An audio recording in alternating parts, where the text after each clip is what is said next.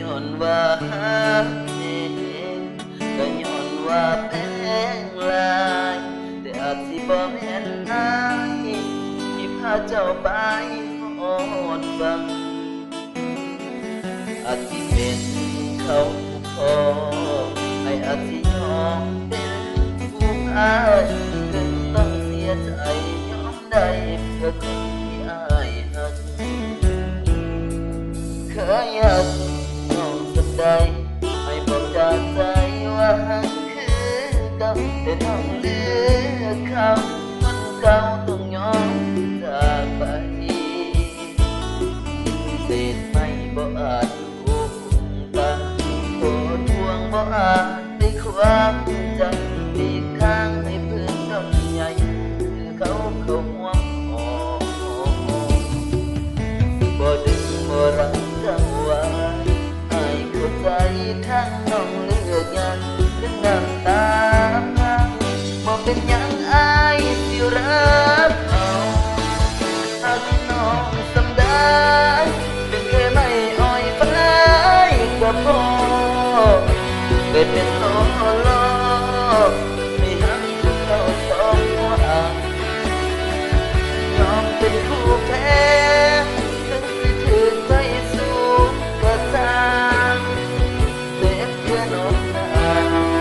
เป็นยังอันสิเอ็ดบ่ได้ให้น้องไปดีให้น้องไปมีความสุขถึงอายเป็นทุกข์ซ้ำได้ก็สิอดเอาอวยพรส่งไทยคนที่อายหักให้น้องโชคดีกับเขาจากใจเปื้อนขี้เท่าของอายหน่อยไป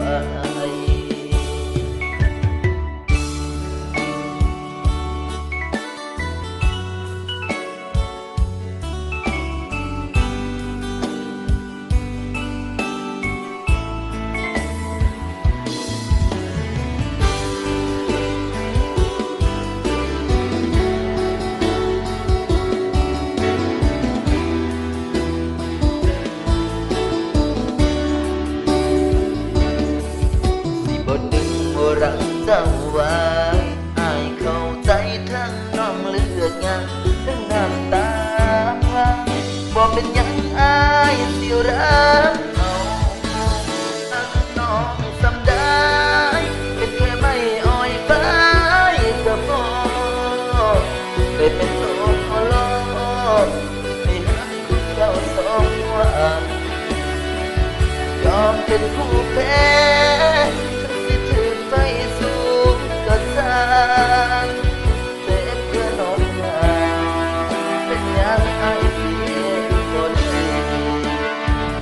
ยอมเป็นผู้แพ้ถึงสิถือไปสูงก็สร้างเจ็บเพื่อน้องนา